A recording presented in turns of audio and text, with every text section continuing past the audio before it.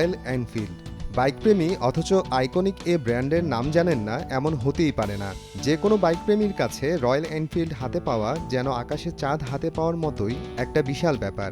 Engine সক্ষমতার বিধিনিষেধে বাংলাদেশি বাইকারদের হাতের নাগাল থেকে বেশ দূরেই ছিল এই ব্র্যান্ডটি। তবে সে বাধানিষেধ শিথিল করায় অবশেষে বাইকপ্রেমীদের নাগালে চলে এসেছে রয়্যাল এনফিল্ড। রয়্যাল এনফিল্ডের যাত্রা শুরু হয়েছিল ১৯০১ সালে ইংল্যান্ডে।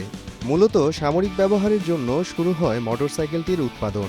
১২৩ বছর ধরে চালু থাকা বিশ্বের প্রাচীনতম টু হুইলার ব্র্যান্ড এটি। ৫০-এর দশকে ভারতের মাদ্রাজ মোটরসের সঙ্গে যৌথভাবে এনফিল্ড ইন্ডিয়া গঠন করে রয়্যাল এনফিল্ড।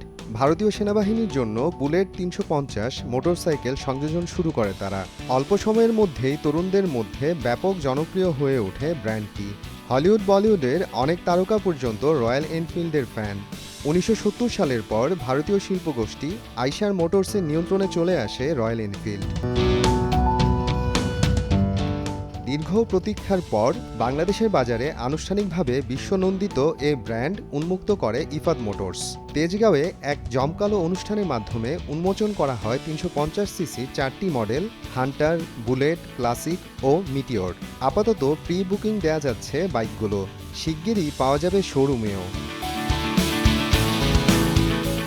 প্রায় ৪ লাখ টাকার মধ্যে পাওয়া যাবে হান্টার। বুলেট, ক্লাসিক ও মিটিওর মডেলের জন্য খসাতে হবে আরও কিছু বাড়তি পয়সা।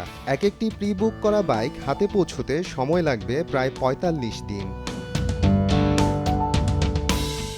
২০২৩ সালে স্থানীয়ভাবে উৎপাদিত ৩৭৫ সিসি পর্যন্ত ইঞ্জিন সক্ষমতার মোটরসাইকেলের অনুমোদন দেওয়া হয় বাংলাদেশে। এ সুযোগ লুফে নিয়ে বাইকপ্রেমীদের স্বপ্ন পূরণের সুযোগ করে দেয় ইফাদ মোটরস। কুমিল্লার ১৪ গ্রামে অত্যাধুনিক মোটরসাইকেল উৎপাদন কারখানা রয়েছে এ প্রতিষ্ঠানটির। মোহাম্মদ আফরানুল ইসলাম, সময় সংবাদ।